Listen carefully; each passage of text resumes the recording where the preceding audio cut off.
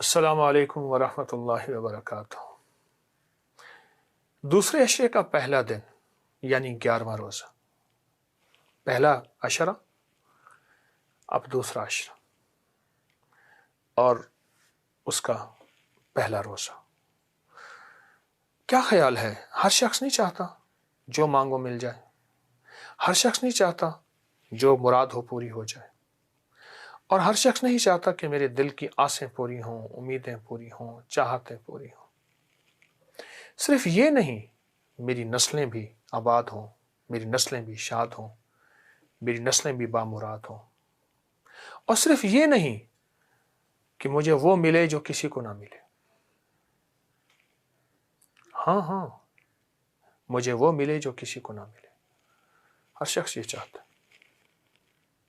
میں آج آپ کو رمضان کے ان ساعتوں میں ایک ایسا تحفہ دینا چاہتا ہوں جس کے بارے میں روایات میں آتا ہے، جو بندہ یہ پڑھے گا اس کے ذریعے سے انسانیت کو رزق دیا جائے گا، اس کے ذریعے جو وہ ذریعہ بن جائے گا، دیتا اللہ ہے، اس کے ذریعے سے انسانیت کو رزق ملے گا۔ اور میں اپنے الفاظ کی غلطی کی اصلاح کروں، انسانیت نہیں، مخلوق۔ آپ دیکھیں، مخلوق تو بندے تو مختصر ہیں نا، انسان، سمندر کی مخلوق، ہواؤں کی مخلوق، فضاؤں کی مخلوق، جنات اور پتہ نہیں کیا مخلوق، اس کی وجہ سے مخلوق کو رزق ملے گا۔ اور دوسرا فائدہ کیا بتایا کہ وہ جو مانگے گا قبول ہوگا۔ اور تیسرا فائدہ یہ بتایا، اللہ اس کو بری موت سے بچائے گا، بری موت، ذلت کی موت، اللہ اس سے بچائے گا۔ اور فرمایا کہ جو بندہ یہ پڑھے گا، یہ کرے گا، اور اس میں صرف 2-3 منٹ لگتے ہیں سارے جو میں آپ کو بتانے لگا ہوں، اور پھر سوچیں، اتنی بڑی دعا، رمضان کی گھڑیاں، اور پھر جتنا رمضان گزرتا جاتا ہے نا، یاد رکھیے گا، اتنی قبولیت کی طاقتیں بڑھتی جاتی ہیں۔ فرمایا عمل سے پہلے دعا قبول ہوتی ہے، عمل کے درمیان دعا قبول ہوتی ہے، عمل کے بعد دعا قبول ہوتی ہے، اور جو عمل کے درمیان دعا قبول ہوتی ہے اس کی طاقت سب سے زیادہ ہوتی ہے۔ پہلا عشرہ گزر گیا، دوسرا عشرہ عمل کے درمیان ہے، اس کے درمیان دعا قبول ہوتی ہے، اس کے درمیان۔ مجھے ایک جوان کہنے لگا، ایک صاحب مجھ سے کہنے لگے، جی آپ سے سنا تھا ایک عمل، میں جب بھی پڑھتا ہوں اس عمل کو، اور جب بھی پڑھتا ہوں اس عمل کو، مجھے حیرت انگیز طور پہ اس کی قبولیت دیکھنے کو ملتی ہے۔ کبھی دیر ہو جائے تو میرے مانگنے کی کمی ہے، ورنہ قبولیت دیکھنے کو ملتی ہے۔ 11ویں روزے میں یہ عمل آپ کو میں دے رہا ہوں، چھوٹا سا عمل ہے۔ میری کوشش ہوتی ہے چھوٹی چھوٹی چیزیں ہوں، ایسی چیزیں جس میں مشقت نہ ہو، یا ہو تو ہلکی سی ہو، ایسی چیزیں جو راحت سے ملے، ایسی چیزیں جس میں یعنی محنت تھوڑی ہو اور ملنا بہت زیادہ ہو، بہت زیادہ۔ وہ ایک دعا ہے رمضان کے ان گھڑیوں میں، افطار کے وقت، سحری کے وقت، نماز کے وقت۔ اچھا، آپ کچن میں ہیں، خواتین ہیں، کھانا پکا رہی ہیں، وضو ہے یا نہیں ہے؟ آپ کہیں مصروف ہیں، دکاندار ہیں، آپ ملازم پیشہ ہیں، آپ کہیں مصروف ہیں، آپ صرف کام کرتے ہوئے یہ دعا پڑھ لیجئے، اور اس کے پڑھنے کے ساتھ، اس دعا کے ساتھ اپنی آسیں اور مرادیں بھی اس کی بارگاہ میں پیش کر دیں۔ بس آپ کی کوئی آسیں ہیں، آپ کی کوئی مرادیں ہیں، آپ کی کوئی مقبولیت ہے، اور یقین ہو، اعتماد ہو۔ بے یقینی دعاؤں کی تاثیر کو ہواؤں میں پگھلا دیتی ہے، کھول دیتی ہے، ختم کر دیتی ہے۔ بے یقینی، دیکھیے، ایک بندے کے پاس ایسے بندوق ہو اور سامنے نشانہ ہو، تو بندوق ہو اور ہاتھ ایسے ایسے ایسے ہل رہے ہوں تو نشانہ کبھی نہیں لگے گا، بازو کانپ رہے ہوں، چاہے وہ کتنی قیمتی مہنگی سے مہنگی ہو، اور کتنی مہنگی سے مہنگی ہو، کتنی مہنگی سے مہنگی، یقین ہو کہ میرے حضور، میرے آقا کملی والے نے فرما دیا، بس اب میری کمی ہو سکتی ہے، میرے مانگنے کی کوتاہی ہو سکتی ہے، میرے جذبے کی بے یقینی ہو سکتی ہے، میرے قدم ڈگمگا گئے، میرا اپنا قصور ہے، یقین ہو۔ وہ دعا صرف 27 بار پڑھنی ہے، اللہم اغفر لی ولوالدی وللمؤمنین والمؤمنات والمسلمین والمسلمات، بس اتنی سی دعا ہے۔ 27 بار پڑھ کے جو مانگے ملتا ہے، جو چاہیں عطا ہوتا ہے۔ اور پھر روزہ ہو، رمضان ہو، فرشتوں کو اللہ جل شانہ فرماتے ہیں، فرشتوں ایک کام شروع کرو۔ کیا مولا؟ جو سجدہ کر رہے ہیں چھوڑ دو، جو رکوع کر رہے ہیں چھوڑ دو، جو قیام ہیں چھوڑ دو۔ میں کچھ فرشتے ایسے ہیں جو ازل سے لے کر قیامت تک سجدے میں ہی ہیں، کوئی ہیں جو قیام میں ہیں، کوئی ایسے ہیں جو دعا میں ہیں، کوئی ایسے ہیں جو تسبیحات ذکر میں ہیں، چھوڑ دو۔ یا اللہ کیا کریں؟ فرمایا میرے روزے دار کی دعاؤں پہ آمین کہو۔ کتنی عجیب بات ہے۔ اور اگر آپ یہ پڑھ لیں گے 27 بار، دیکھیں اس کے پڑھنے کے لیے ہاتھ اٹھانا ضروری نہیں، مصلی ضروری نہیں، قبلہ رخ ہونا ضروری نہیں، باوضو ہونا ضروری نہیں، یہ میں آپ کو آسانیاں بتا رہا ہوں۔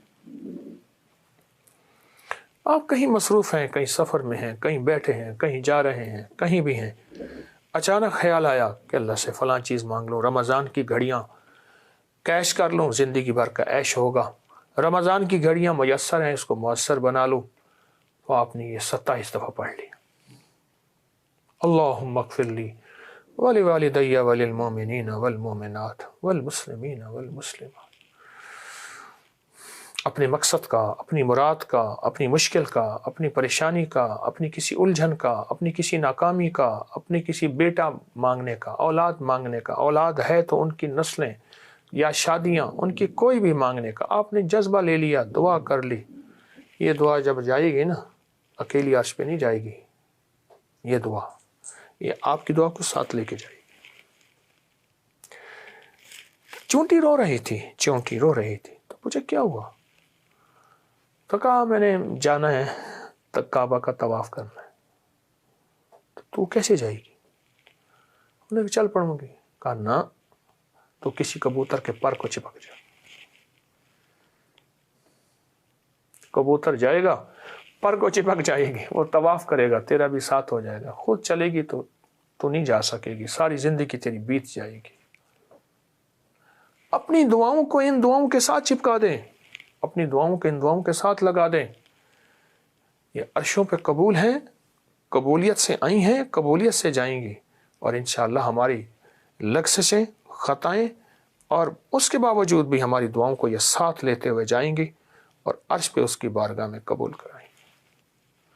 رمضان کی گھڑیاں، پل پل قبولیت، پر ایک احساس رہے آپ کو کہ اللہ نے سارے فرشتوں کو روزے دار کے لیے فارغ کر دیا۔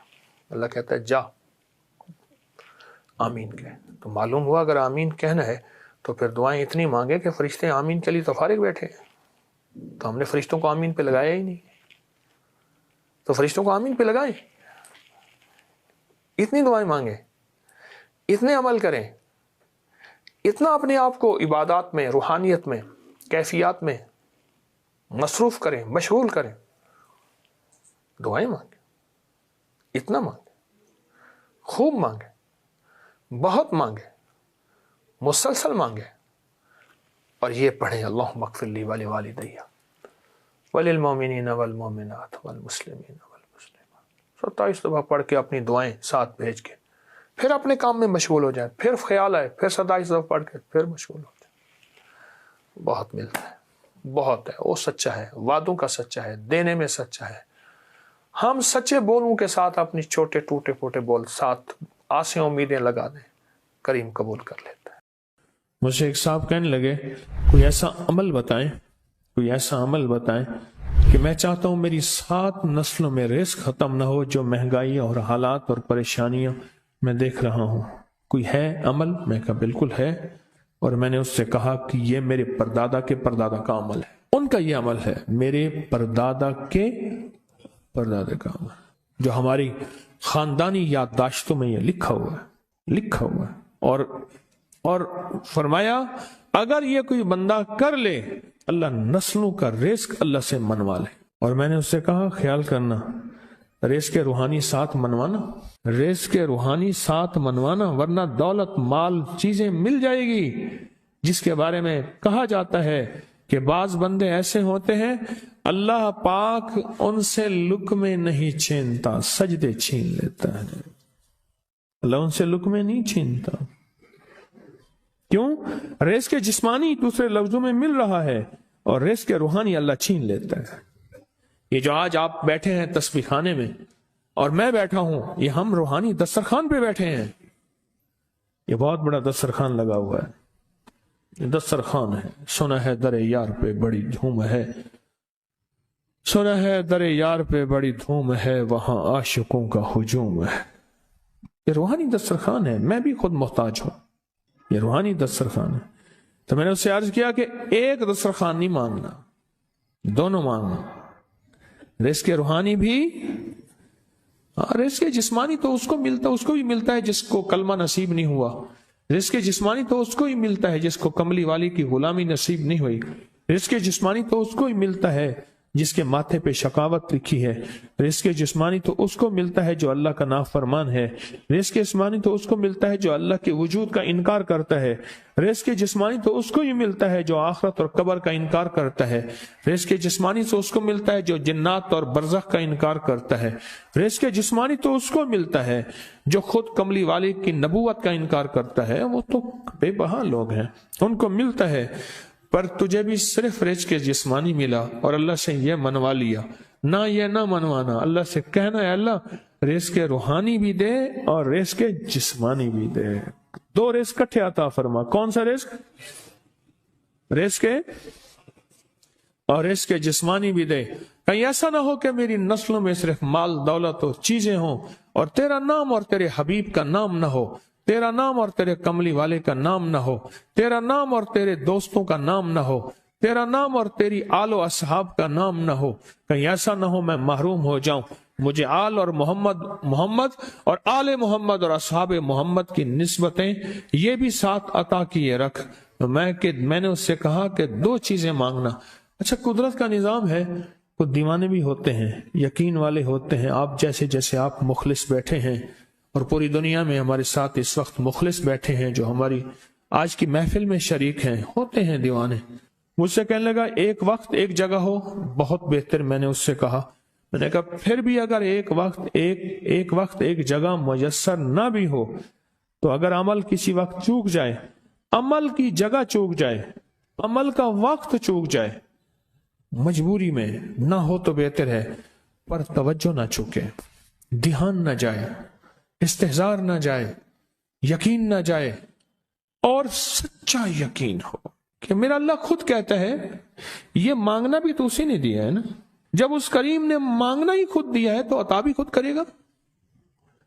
نہیں خوف نارے جہیم کا کہ کرم ہے مجھ پہ کریم کا، وہ خود عطا کرے گا مجھے، اس نے مانگنا دیا دے گا۔ یقین ہو ایسا ایسا ایسا ایسا، اتنا زبردست یقین ہو، اتنا یقین ہو اللہ کے ملنے پہ اور اللہ کے مانگنے پہ، اتنا یقین ہو کہ گمان اور خیال سے بالا تر یقین ہو، بہت زیادہ یقین ہو۔ یاد رکھیے گا میری بات، میری طرف دیکھتے رہیں، یاد رکھیے گا جس کو ملا ہے یقین کی طاقت میں ملا ہے، اور جس سے چھنا ہے بے یقینی نے اس سے سب کچھ چھین لیا، بے یقینی نے اس سے سب کچھ چھین لیا ہے۔ جس کو ملا ہے یقین کی طاقت سے ملا ہے، یقین ہو کہ میں کر رہا ہوں اور اللہ مجھے دے دے گا۔ کہا کہ کیسا یقین ہو؟ کہا جیسے بکری کے تھن دودھ سے بھرے ہوئے اور میں کہوں کہ میرے ہاتھ سے دباؤں گا اور دودھ نکلے گا، اس سے زیادہ یقین۔ اور کہا کس سے زیادہ یقین؟ کہا کہ ایک بڑا نوٹ ہو اور بڑا نوٹ کے اندر جو ہے ایک آنے کی چیز آنی ہے، تو میں کہوں گا اس سے تو اس کی نوٹ کے اندر تو ہزاروں آنے ہیں، اور میں ایک آنے کی چیز، ایک ٹکے کی چیز لوں گا اور میرا کام بن جائے گا۔ اس سے زیادہ یقین ہو، اور اس سے کہیں زیادہ یقین ہو کہ سخت پیاس ہے اور میں پانی کو دیکھوں، اور پانی کو دیکھتے ہی مجھے یقین ہو کہ اس سخت پیاس میں میرا پیاس بجھ جائے گی، پیٹ بھر جائے گا۔ اس سے کہیں زیادہ یقین ہو، میں پھر بھی یقین کو نہیں سمجھا سکا. علم بھی محدود ہے، الفاظ بھی میرے پاس محدود ہیں. اس سے کہیں زیادہ یقین ہو، اس سے کہیں زیادہ یقین ہو، اور بہت زیادہ یقین ہو. کیا خیال ہے؟ آپ چاہیں گے اپنی نسلوں کے لیے بخت، رزق، نصیب اور مقدر منوا لیں؟ میں نے کہا روزانہ 40 منٹ بیٹھ، 40 منٹ صبح دوپہر شام، جو تیری تنہائی کا وقت ہو، کہ یا اللہ دنیا میں ایسی جگہ کوئی کہیں ہوتی، اکیلے بیٹھے رہتے یاد تیری دل نشیں ہوتی، اکیلے بیٹھے رہتے یاد تیری دل نشیں ہوتی.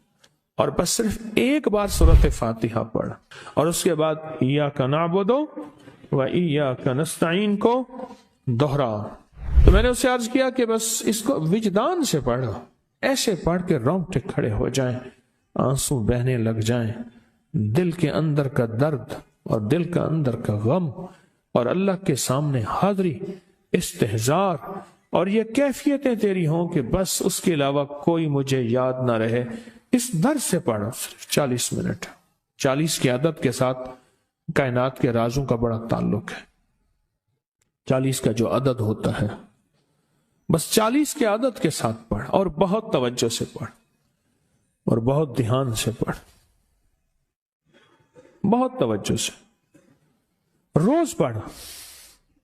مجھ سے کہنے لگا کتنے دن پڑھوں؟ تو میں نے اس سے کہا مجھ سے یہ دن نہ پوچھ، تیرا دل خود بولے گا کہ فیصلے ہو گئے ہیں، بس ختم. دل خود بولے گا. یہ بتائیں کہ پیٹ بھرتے ہوئے کوئی گھنٹی بجتی ہے، یہ دل خود بولتا ہے کہ پیٹ بھر گیا. پیاس میں بھی کوئی کہتا تو نہیں ہے کہ آپ کی پیاس بجھ گئی ہے، وہ دل خود بولتا ہے کہ بس اب پانی کی ضرورت نہیں ہے. نیند سے دل بھر جائے تو بس دل بس اب سو لیا، وہ اٹھیں. اسی طرح دل خود بولے، دل خود بولے. کیا بولے؟ دل خود بولے. اور دل اندر بولے، دل اندر بولے کہ اللہ پاک جل شانہ نے نسلوں کے لیے رزق، عزت، دولت، برکت کے فیصلے کر دی. بس دل بولے. کتنے دیر کر؟ اب یہ تیری اپنے مانگنے میں ہے، اب یہ تیری اپنے مانگنے میں ہے. مانگنے میں کمی ہے تو دل نہیں بولے گا. اگر مانگے گا تو پتہ نہیں دنوں میں یا ہفتوں میں